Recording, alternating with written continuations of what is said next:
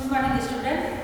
आज हम अपने अधिगम आकलन में शिक्षण शास्त्रीय विश्वास संबंधी निर्णय एवं आकलन के बारे में चर्चा करेंगे। यानी शिक्षण शास्त्रीय विश्वास संबंधी जो निर्णय और आकलन है, यह इसका संबंध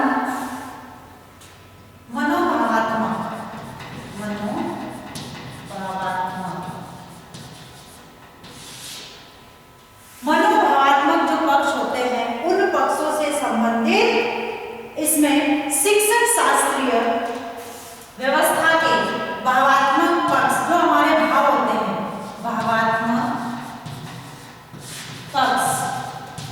भावात्मक पक्ष का विश्लेषण किया जाता है।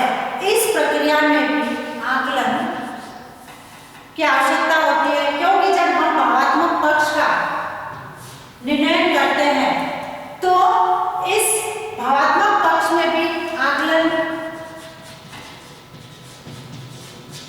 की आवश्यकता होती है, क्योंकि सभी निर्णय आकलन के आधार पर ही किए जाते हैं। यानी शिक्षक द्वारा जो निर्णय लिए जाते हैं, शिक्षण शास्त्री द्वारा जो निर्णय लिए जाते हैं, वो किस आधार पर लिए जाते हैं?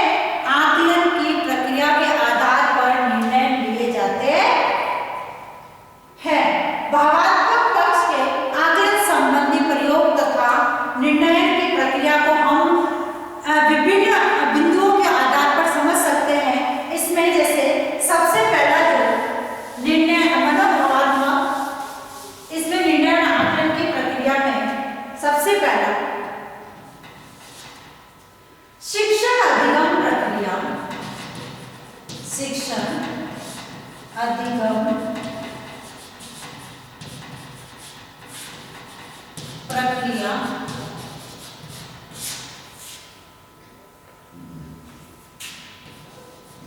में संलग्नता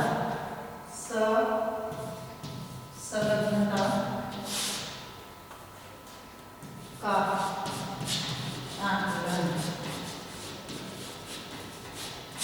संलग्नता का आकलन। अब शिक्षण अधिगम प्रक्रिया में संलग्नता का आकलन से तात्पर्य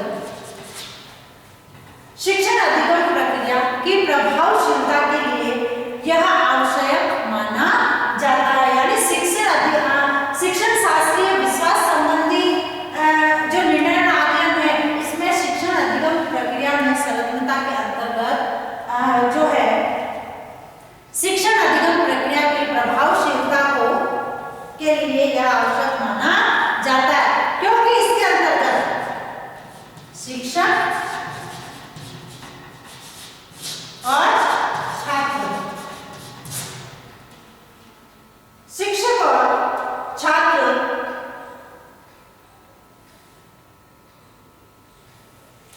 शिक्षक और छात्र इन दोनों की संलग्नता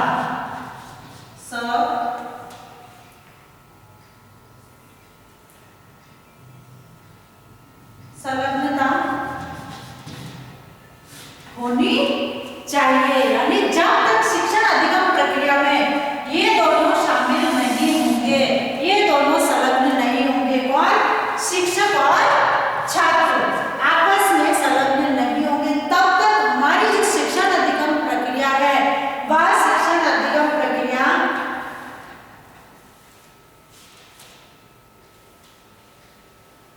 संपन्न या पूर्ण नहीं होगी।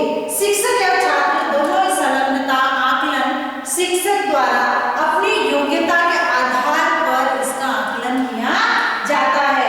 जैसे छात्रों का अधिगम स्तर उच्च है, अधिगम स्तर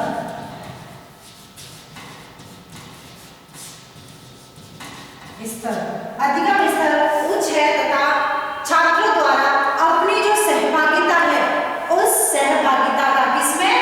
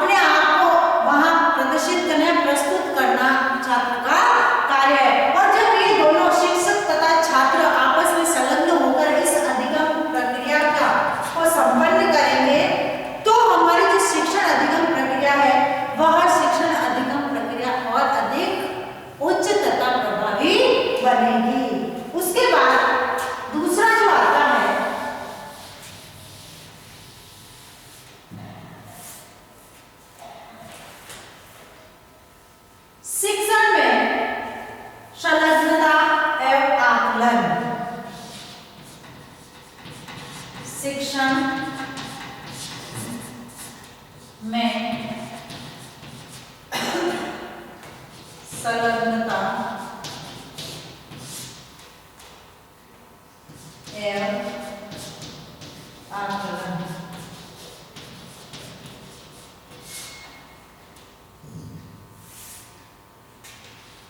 अब शिक्षण में संलग्नता या आकलन से तात्पर्य, जैसे शिक्षण संलग्नता का संबंध शिक्षक से होता है। शिक्षण संलग्नता का संबंध किससे होता है? शिक्षक से। शिक्षक से होता है। यदि शिक्षक अपने शिक्षण कार्य से पूर्ण संलग्न नहीं होता है तो शिक्षक का जो है तो छात्रों का अधिगम स्तर निम्न स्थिति में होगा। इस कार्य का को आकलन के माध्यम से ज्ञात किया जाता है कि शिक्षक शिक्षण कार्य में पूर्ण रूप से संलग्न है या नहीं है, और यदि शिक्षण कार्य में शिक्षक अपनी पूर्ण संलग्नता या सहभागिता प्रदर्शित करता है तो इसका मतलब वह शिक्षण कार्य में पूर्ण रूप से संलग्न है। और छात्रों का इससे क्या होगा कि जब शिक्षक अपनी संलग्नता अपनी सहभागिता को पूर्ण रूप से प्रदर्शित करेगा या पूर्ण रूप से अपने आप को शिक्षण कार्य में झोंक देगा तो विद्यार्थियों का जो अधिगम स्तर होता है वह अधिगम स्तर उच्च होगा, क्योंकि शिक्षक का कार्य है विद्यार्थियों के ज्ञान में बढ़ोतरी करना। और ये कब होगा? जब वह अपने कार्य के प्रति निष्ठावान होकर उसमें संलग्न होकर शिक्षण कार्य में अपनी संलग्नता देगा। और उसका आकलन किसके माध्यम से होता है?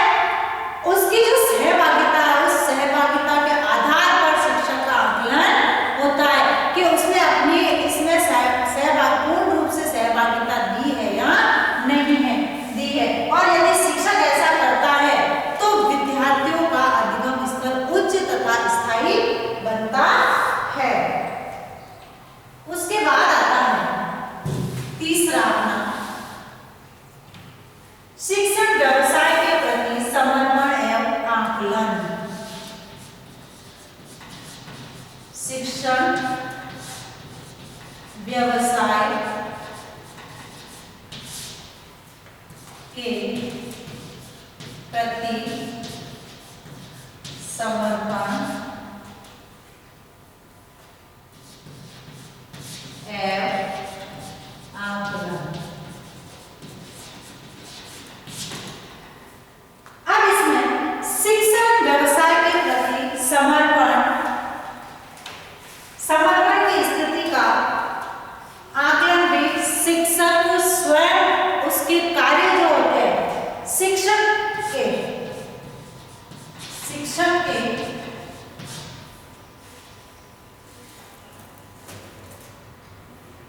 शिक्षक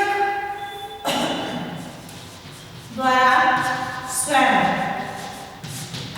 उसके जो कार्य होते हैं उस कार्य व्यवहार के आधार पर किया जाता है। जैसे एक शिक्षक शिक्षण कराने में शिक्षण करने के पश्चात आकलन करता है। किसके पश्चात? शिक्षण पढ़ाने के बाद शिक्षण करने के पश्चात आकलन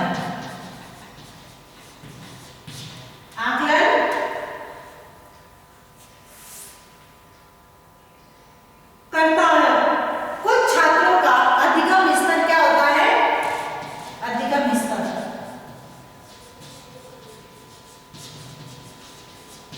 न्यून रहता है, क्योंकि वे सभी छात्र सामान्य से कम बौद्धिक स्तर के रखते हैं।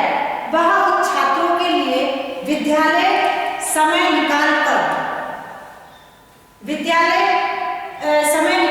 कर या विद्यालय के बाद अतिरिक्त टाइम देकर उन छात्रों के समान यानी जो क्लास के और अन्य छात्र हैं उन छात्रों के समान ही उनके अधिगम स्तर तक लाने का प्रयास करता है। जो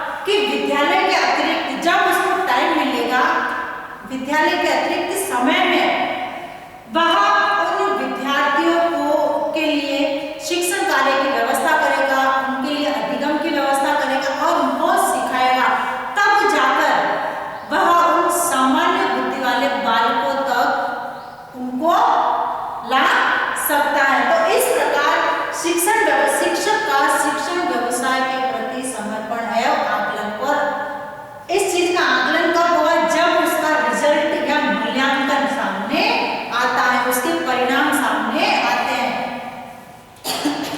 कि ये जो विद्यार्थी हैं, यह विद्यार्थी अब सामान्य स्थिति में जो बालक है उस सामान्य स्थिति के बालकों तक आ गए हैं। उसके बाद आता है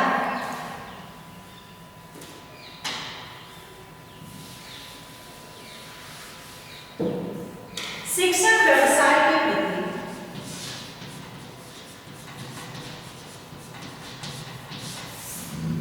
शिक्षण व्यवसाय के प्रति वचनबद्धता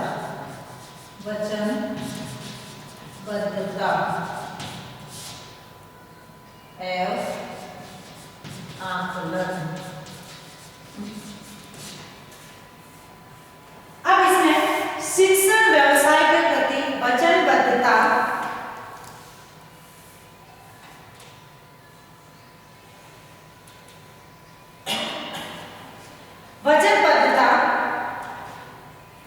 के संबंध में निर्णय एवं आकलन लिया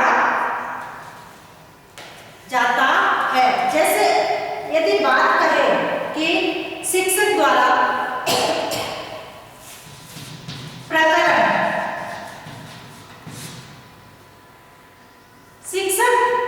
एक शिक्षक द्वारा प्रकरण शिक्षण करने से पूर्व कुछ उद्देश्य निर्धारित किए जाते हैं कि उन उद्देश्यों को लेकर हम विद्यार्थियों में अपेक्षित जो व्यवहारगत परिवर्तन है, वह अपेक्षित व्यवहारगत परिवर्तन करेंगे या कर देंगे। इनको उन उद्देश्यों को लेकर प्रकरण से संबंधित जो उद्देश्य निश्चित किए जाते हैं, निर्धारित किए जाते हैं, उन उद्देश्यों को लेकर विद्यार्थियों के व्यवहार में परिवर्तन कर देगा। क्योंकि जब हम प्रकरण पढ़ाते हैं तो उस समय उस प्रकरण से संबंधित कुछ उद्देश्य निर्धारित करते हैं जो कि बालकों के व्यवहारगत परिवर्तन के अंतर्गत आते हैं। जैसे कौशल, रुचि उत्पन्न करना, कौशल, अवबोध, इस प्रकार के जो उनमें वांछित जो परिवर्तन है उन परिवर्तन को करेंगे।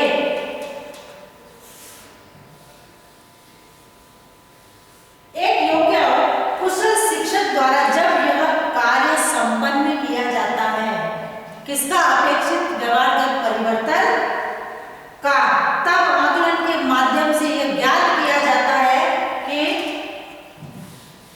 शिक्षक ने अपनी वचनबद्धता किस स्तर तक सफल हुई है, यानी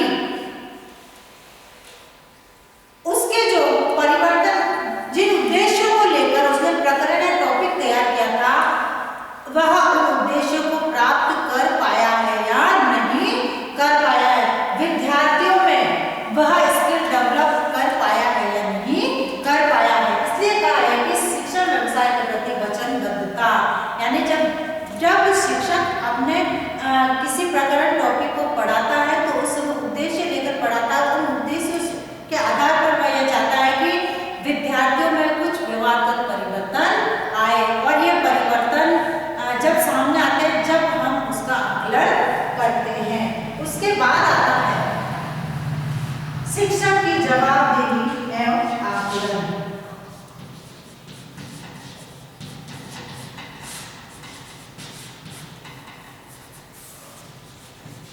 जवाबदेही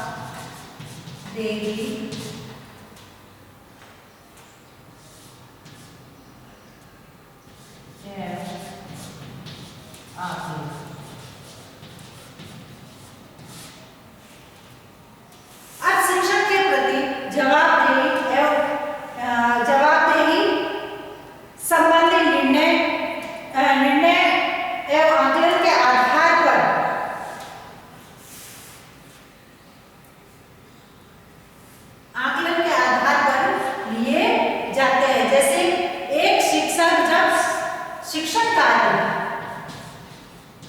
शिक्षण कार्य करता है तो उसकी ये जवाबदेही बनती है कि जब वह पढ़ाता है कक्षा में तो शिक्षण का यह कर्तव्य बनता है कि वह शिक्षण कार्य छात्रों की रुचि,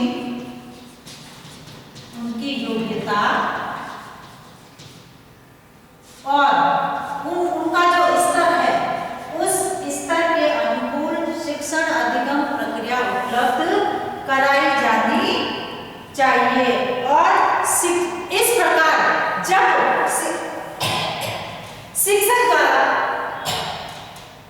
विद्यार्थियों की रुचि, योग्यता और उनका जो स्तर है, बौद्धिक स्तर चाहे उच्च और निम्न हो या मध्यम हो, उस स्तर के आधार पर यदि उनको अधिगम करवाया जाएगा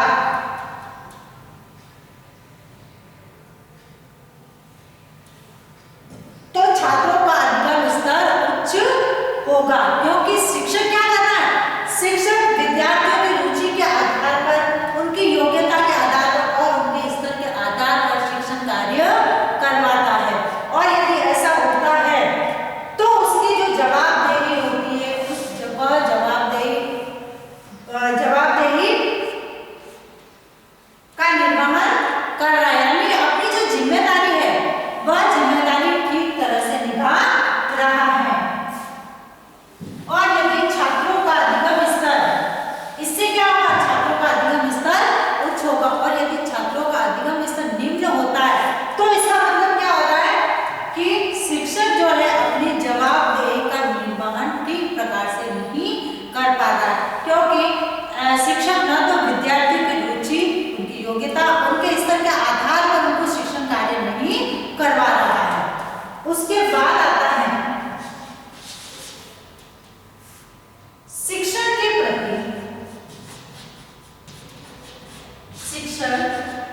के प्रति सकारात्मक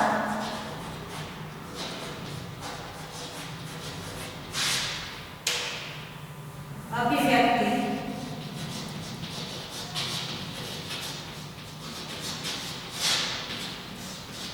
एवं आकलन।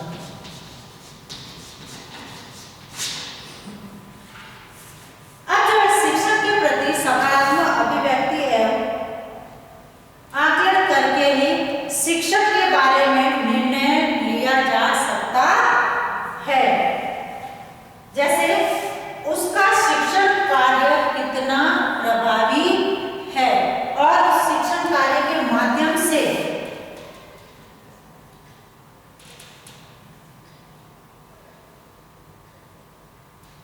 जैसे यदि एक शिक्षक द्वारा कक्षा में जो शिक्षण कार्य है, शिक्षण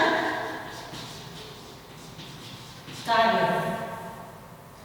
शिक्षण कार्य के बाद छात्रों के अधिगम स्तर का आकलन किया जाता है।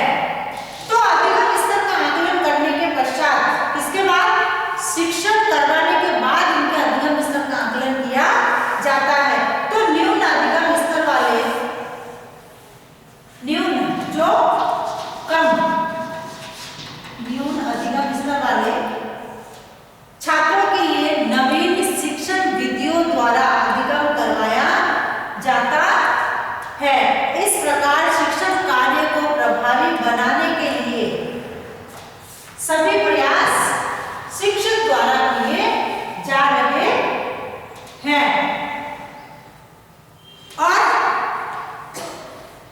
शिक्षक द्वारा सभी प्रकार के बालकों के लिए जो प्रयास किए जा रहे हैं उन प्रयास को देखते हुए हम शिक्षण के प्रति सकारात्मक अभिव्यक्ति व्यक्त करते हैं। और ये इसका आकलन किया जाता है किस आधार पर, उसके द्वारा करवाई जा रही शिक्षण विधियों के आधार पर हम शिक्षक का सकारात्मक अभिव्यक्ति करते हैं।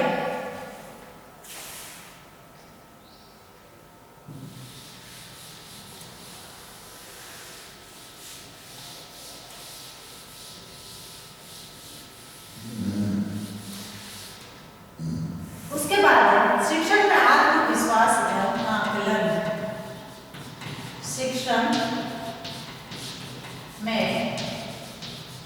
आत्मविश्वास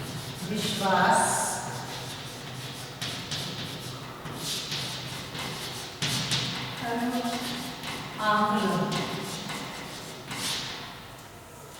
अब इस शिक्षण में आत्मविश्वास जो है आकलन द्वारा सिद्ध किया जा सकता है। कैसे?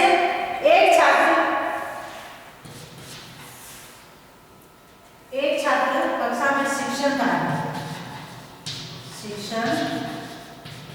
कार्य कर रहा है, उसका आत्मविश्वास उस स्थिति में है, उस स्थिति में विकसित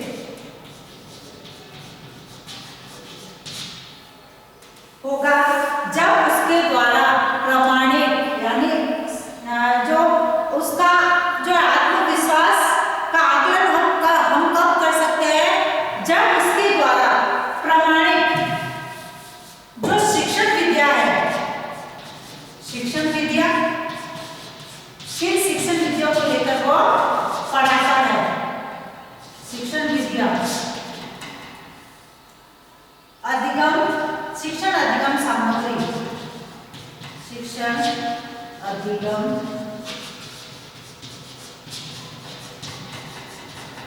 सामग्री और मनोवैज्ञानिक जो सिद्धांत है, उन मनोवैज्ञानिक सिद्धांतों का उपयोग किया जा रहा है। इस प्रकार इस स्थिति में छात्रों का अधिगम स्तर भी शिक्षक के आत्मविश्वास में वृद्धि करेगा कि मेरे द्वारा या मैं जिन शिक्षण विधियों से विद्यार्थियों को अधिगम करवा रहा हूँ, उन शिक्षण विधियों के माध्यम से विद्यार्थी अधिक से अधिक सीख रहे हैं और कितना सीख रहे हैं। तो इस प्रकार विद्यार्थियों द्वारा जो ग्रहण किया, शिक्षक द्वारा जो ज्ञान दिया जाता है, जिन शिक्षण विधियों द्वारा पढ़ाया जाता है, उसके आधार पर उसके आत्मविश्वास का आकलन होता है कि मेरे द्वारा जो विद्यार्थियों को सिखाया जा रहा है वह ठीक प्रकार से इन शिक्षण विधियों के माध्यम से ग्रहण कर रहे हैं। इस प्रकार विविध गतिविधियों का आकलन करके शिक्षक के आत्मविश्वास में वृद्धि कर सकते हैं। उसके बाद नेक्स्ट आता है शिक्षण वृत्ति में नैतिकता का आकलन।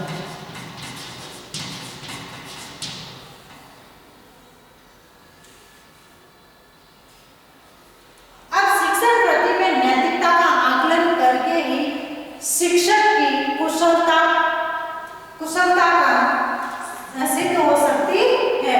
जब शिक्षक समान रूप से सभी छात्रों को एक साथ शिक्षण कार्य करते हुए उनके सर्वांगीण विकास के लिए, शिक्षक का क्या कर्तव्य है कि बालकों का सर्वांगीण विकास करना, बालकों का सर्वांगीण विकास करना और सर्वांगीण विकास के लिए उसके द्वारा वह कार्य कर रहा है, तो उसके व्यवहार द्वारा शिक्षण वृत्ति की नैतिकता का पालन किया जा रहा है। इससे शिक्षक का जो नैतिक व्यवहार है, उस नैतिक व्यवहार का आकलन किया जाता है कि शिक्षक जो है अपने कक्षा में विद्यालय में पढ़ने वाले जो विद्यार्थी हैं, उन सभी विद्यार्थियों के साथ निष्पक्ष होकर बिना किसी पक्षपात के सभी को एक समान रखते हुए कार्य कर रहा है। तो इस प्रकार अब चाहे वो निष्पक्षता का व्यवहार और विकलांग छात्रों के प्रति सहानुभूतिपूर्ण व्यवहार रखता है, इस प्रकार उसके जो कार्य व्यवहार को प्रमाणित कर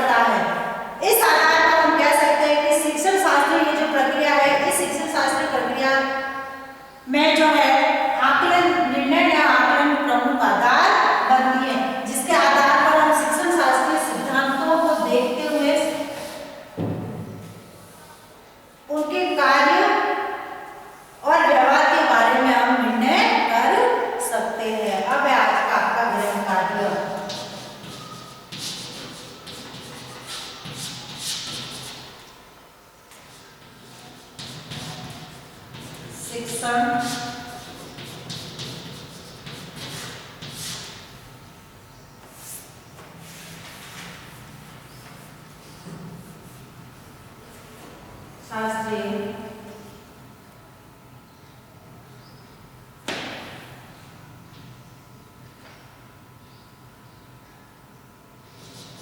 व्यवस्था के भावात्मक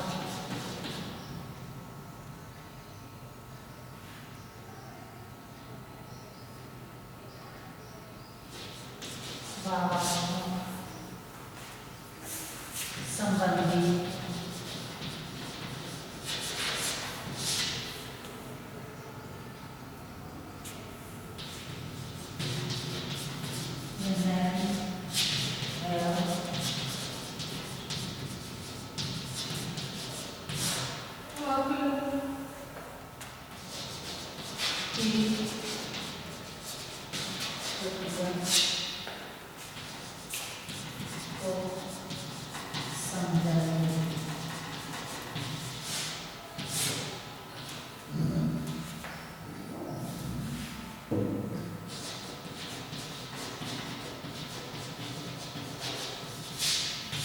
शिक्षण शास्त्रीय व्यवस्था में भावात्मक संबंधी निर्णय आकलन की प्रक्रिया को समझाइए।